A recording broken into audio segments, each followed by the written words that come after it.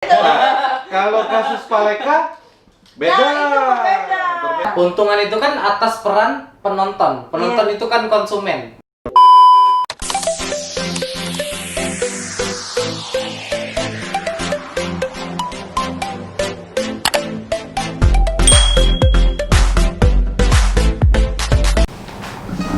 Kalau nak yang ininya tadi, yang dihukum online itu, kalau nak masih ngejar pasal 28. Tidak, kalau apa sih bedanya yang Masuklah. si Edo Masuklah. si Edo itu yang dia kan ngeprank tuh. Kalau kita bahas Edo, dia ngeprank sampah sama ibunya Dewe, bahasa Indonesia be campur ya, sama ibunya Dewe, hanya untuk menghasilkan pundi-pundi dari YouTube, tapi tidak ada yang dirugikan. Kayak itu ibunya, tapi dia sekarang di penjara. Karena ada yang melaporkan. Nah, yang melaporkan siapa? Sedangkan yang dirugikan siapa? Nah, Jampo guys. apa beda? Sekarang pertanyaannya Mel, apa beda yang ini, yang kita buat konten tadi? GS sebelumnya aku lagi nyari pencemaran nama baik yang kau habis sama ITE. Oke. Jadi kalau sudah itu. Oh, kalau gitu kita buka dulu. Iya. Kita buka dulu. Ini namanya diskusi 390 santai guys. ya? Assalamualaikum warahmatullahi wabarakatuh. Kembali lagi bersama kami di Pengacara Channel. Pecah. Oke guys. Mana guys? Capek guys. Pokoknya hari ini kita tuh ngobrolnya kayak diskusi ya, diskusi santai. Karena sudah capek seharian lelah. Hari ini bener-bener full kegiatan, tapi demi kalian semua kami tetap membuat konten. Bagi pencinta Pengacara Channel. Ya, jadi jangan lupa untuk selalu subscribe, like, comment, and share. Dan terima kasih bagi penonton setia. Iya, terima kasih, selalu like terus, apalagi ada yang komen, selalu komen setia. Jangan lupa untuk subscribe Dunia Lina. Lupa itu satu ya. Itu tandingan ya. channel tandingan ya. Itu tandingan. Tapi kita selalu support dia. Iya, Selalu kawan support.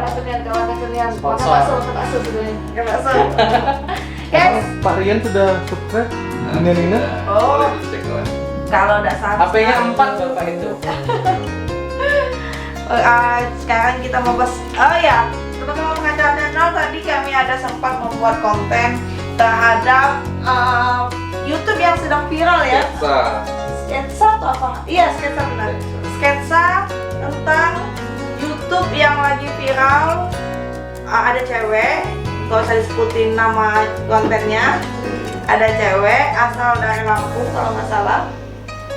Asal dia membuat konten tentang silat-silat.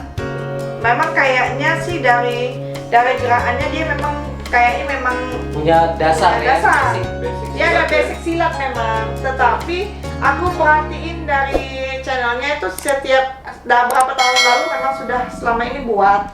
Tetapi dulunya memang benar dia nunjukin dia skill silat, skillnya ini dia bisa mukul tanpa dia kesakitan kakinya gitu. Nah, tetapi akhir-akhir ini ada kayak membohongi karena ada Keresahan. iya, membuat keresahan masyarakat. Kenapa?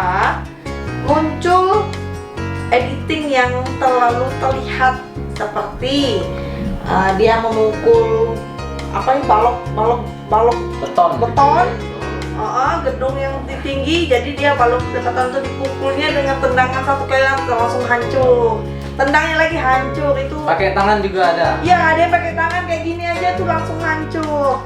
Itu yang membuat orang penasaran akhirnya. Penasaran. Apakah memang benar seperti itu atau tidak? Saya pribadi juga lihat mungkin orang awam kalau ini saya yakin mudah sekali ya bisa tertipu, karena saya pribadi waktu melihat itu video pertama itu percaya saya tuh. Percaya sampai Awalnya saya percaya? kasih lihat istri saya, lihat hebat nih cewek ini. Oh, awalnya percaya? Bisa nih masuk main film ini, keren cewek ini. Yang beton itu bisa tanpa bekas ini tangannya. Terus dia juga mukul tabung LPG ya. Terus mematahkan plat besi Nah, push up dengan satu jari. nah ya akhir-akhirnya ternyata lagi rame nih Om. Iya. Ternyata rame. Nah, saya cek lagi, ternyata banyak teman-teman dari komunitas bela diri. Ada komunitas YouTuber juga. Ya, ada juga dari pesulap juga. Iya, dari YouTuber dia membuktikan bahwa apa memang benar si perempuan itu hebat Iya. atau hanya kehebatan Jadi dari mereka editing. ngebuktiin bahwa itu tuh bohong. Iya. Semua bisa diedit dengan teknologi Mm-mm. editing segala macam. Nah, jadi saya cek lagi, kayaknya kalau kita pakai nalar ya itu mustahil. Iya. Ada yang atlet Di luar nalar bela lah, ya. diri yang profesional itu yang memukul durian itu kalau nggak salah 3 kali itu baru pecah dan tangannya itu luka-luka. Tetap Kalau ini luka. sekali pukul, Luka itu pasti tetap. Ini dia nunjukin dia nggak ada luka sama Iya. sekali. yang jadi masalah sekarang dia menganggap konten dia itu semua aksinya itu asli. Iya. Sekarang aku mau tanya. Sekarang ya. Sekarang aku mau tanya, apa beda dengan konten atau media yang menampilkan tentang sulap? Karena itu bohong Sulap, juga. ya. Ya pada dasarnya demikian ya. Kalau saya pribadi, ya kalau jelas itu dari awal sudah dikasih tahu ya di disclaimernya bahwa ini Hanya untuk hiburan semata. hanya untuk hiburan semata. Atau kalau memang asli itu hanya dilakukan oleh profesional, tetap dengan batas-batas yang masuk akal. Nah ini enggak sama sekali. Nah tapi faktanya ada banyak atlet bela diri profesional ya, mixed martial art katakan demikian. Bapak tahu Itu betul. suka Hebat. nonton saya. Oh iya. MMA ya. Ya mereka tuh kan kalau ke Palembang latihan sama saya. Oh pantesan. Latihan ngibul lebih.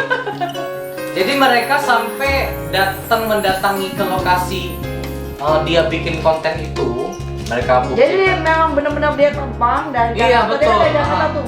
Benar-benar ke Lampung Betul. dibuktiin ya benar. Bahkan didatanginnya mereka menuntut klarifikasi mediasi. Ternyata sampai sekarang Si pihak dari Pak sana itu nggak tidak mau. pernah mau hadir. Alasannya? Termasuk yang katanya pelatihnya itu Oh, nggak ada alasan ya. Dia intinya dia nggak mau inilah. nggak mau klarifikasi. klarifikasi. Ya.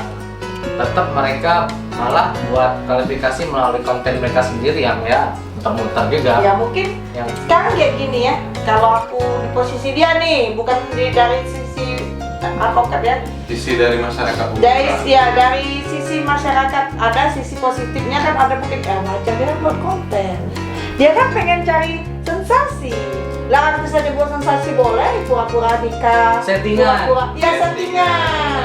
Apa bedanya dengan artis yang settingan? Dia kan membohongkan publik. Ya kalau aku mau membela ya kasihan lah, dia mau cari pundi-pundi uang wajar. Mungkin itu uang dia mau cari uang halal daripada dia mencuri. bahkan ada yang buat pengakuan itu settingan ya. Betul. Ada yang gitu. Nah, nggak apa. Kenapa nggak dilaporkan? Contoh si artis si A, dia pacaran sama ini ternyata settingan. Nggak ada yang melaporkan. Hoax dong, murni ya. Jelas itu membohongi Iya. publik. Kenapa nggak dirugiin? Sedangkan dia orang biasa yang ingin mencari uang ya dengan cara mungkin salahnya memang dilebih-lebihkan, tapi kan nggak ada yang dirugikan. Terus gimana kalau dari sisi itu, dari sisi masyarakatnya aku anggaplah aku dari bisa. Tapi kalau dari sisi hukum memang betul kata Meli. Yang namanya di dalam Undang-Undang Pasal 28 Undang-Undang ITE ya, ayat 1 adalah Belum bilang situ. oh iya. Nama baik. Kalau menurut saya kalau artis yang settingan itu Ya. ya kalau faktanya nggak ada yang lapor ya memang masalah ini kan harus ada pelapor ya. Sama kayak yang Mbak tadi yang masalah dia silat tapi dia tidak nggak ada yang melapor. Ya kalau nggak ada yang lapor berarti tidak ada yang merasa dirugikan. Iya. Balik tadi ke Edo. Tetapi kapan dia kena? Betul. Nah, itu Kita mau cerita ulang lagi ya. diskusi ya, diskusi. Ya diskusi nih. Oh. Ada kisah tentang YouTuber baru dari asal Palembang namanya Edo. Dia membuat konten yaitu prank sampah. Dia ngomong sama ibu-ibu Daging kurban. daging kurban, tapi yang dikasihnya prank sampah. Sampah isinya sampah. Tapi ibu itu adalah kan dibilangnya dia mencari unsur orang lain ya. Tapi ternyata itu adalah ibunya kandung dan ibu angkatnya. Artinya tidak ada yang dirugikan dong. Iya. Dan itu hanya Kesepakatan sekedar mereka ya. kesepakatan bersama, tidak ada yang dirugikan dan itu itu hanya sekedar untuk membuat lucu-lucuan aja lah ya. Buat konten. Terus kenapa dia kena penjara? Iya. Kena undang-undang pasal 14 junto pula sampai nanti kita taruh di sini ya. Ininya pasalnya apa aja kena penjara. Dia sampai kena 4 tahun ya? denda Berapa tahun? 10 tahun. 10 tahun sih. Iya, kasihan banget. Masih muda, baru pula dia dapat AdSense. Kalau ada keluarganya yang mau menghubung kita boleh ada? Boleh, kita yang bantu. Bantu. Mau kalau saya. Nah, itu. Kalau kasus Paleka beda. Nah, itu berbeda. Berbeda. Menimbulkan korban dan mengandung kesusilaan. Jadi kalau di dalam pasal 27 Pencemaran nama baik guys. mengandung pencemaran nama baik itu bisa memang, tapi malah dia Bebas. bebas. Dengan jaminan. Bebas Tetap. bersyarat. Ada penangguhan. Tetap, artinya dia bebas. Tetap. Ya tetap dipidana. Iya. Bebas bersyarat. Iya, tetap, tapi ya artinya itulah. Ya apa beda-bedanya? Bingung kita jadi ya. Apa perbedaan ini? Apa perbedaan ini? Tapi di sisi hukum, kita orang yang mengerti hukum, kita tahu bahwa yang namanya pembohongan publik yaitu membuat kerugian, atau kita kan disebut sebagai konsumen YouTube ya. Jadi kalau si yang balik ke Edo tadi ya, memang betul pada dasarnya dia ada kesepakatan sama ini ya. Jadi mereka nggak ada kerugian, ya kan? Nggak ada korban. Nggak ada korban. Cuma pengertian konsumen di sini kan tidak lagi klasik hanya masalah Ya. jual beli. Konsumen di sini sudah lebih global. Katakanlah seperti YouTube, nggak apa-apa kita sebut Ya, nggak YouTube. apa-apa. Kita masih YouTube ini. Kita YouTuber. YouTube itu kan media untuk entertain ya, bagi yang memang konten-konten yang menarik, mengedukasi segala macam, itu ada penghargaan reward dari YouTube. Yaitu uang. Iya, termasuk Artinya? artinya ada keuntungan. Iya. Artinya Dari setiap konten ada keuntungan. keuntungan itu kan atas peran penonton. Penonton Iya. itu kan konsumen. Dia menonton. Nah itu jadi layaklah kemudian Bisa dikenakan. ditafsirkan seperti Iya, itu betul. ya penafsirannya. Ini dikenakan. pendapat kita Ya. lebih lagi. Itulah kemudian dikenakan undang-undang ITE, apalagi dia di YouTube kan media sosial kan, dokumen elektronik bisa disiarkan secara elektronik dan itu harus dipidana dan harus ditindak gitu, karena konsumen itu ya warga YouTube itu, netizen terhormat nih konsumen. Betul. Tafsirannya itu konsumen. Kalau iya. secara kita pribadi ya penilaian seperti itu ya. Pokoknya kalau teman-teman mau baca lebih lengkapnya nanti di sini dia ada pasal 28 ayat 1 tentang undang-undang ITE yang menggunakan mengartikan bahwa pasal 28 ayat 1 undang-undang ITE merupakan salah satu perbuatan yang dilarang dalam undang-undang ITE, yaitu menyebarkan berita bohong dan menyesatkan. Terus Terkait dengan ketentuan serupa dalam pasal 390 tentang Kitab Undang-Undang Hukum Pidana. Jadi walaupun rumusannya sedikit berbeda, tapi digunakan frasanya menyiarkan kabar bohong. Gitu. Kalau mau disebutkan nanti pasal 390 KUHP itu nanti disebutin di sini, tolong Pak Jojon. Siap. mungkin saya bantu lebih detail ya. Ya boleh Pak, silakan Pak. Jadi kalau untuk yang penyebaran berita menyesatkan, bohong, contohkanlah kasus yang si Mbak Caca Dinding. Dinding ya, Cak di dinding.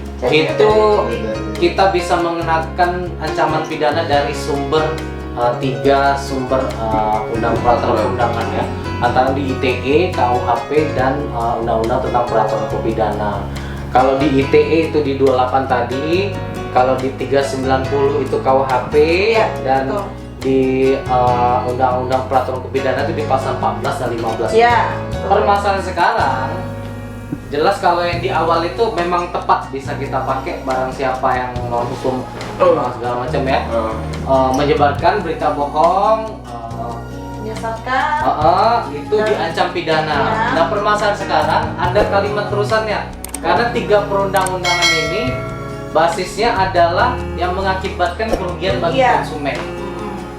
Nah, Kalau pendapat saya terkait kalau umumnya ya, kalau kita secara umum terkait masalah ini, apabila saya pribadi jualan lah online, saya bilang bahwa baju saya ini dagang ya, jatuhnya dagang ya.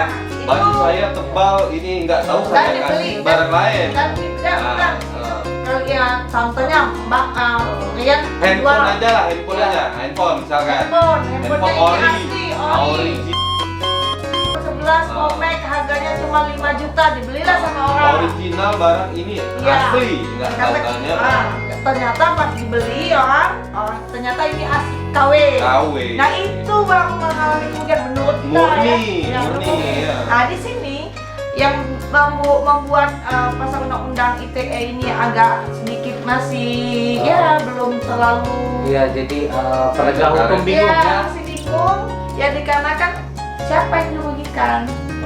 Jadi pengertian konsumen itu mesti Mestinya ditafsirkan dibuat lagi, direvisi lagi mestinya.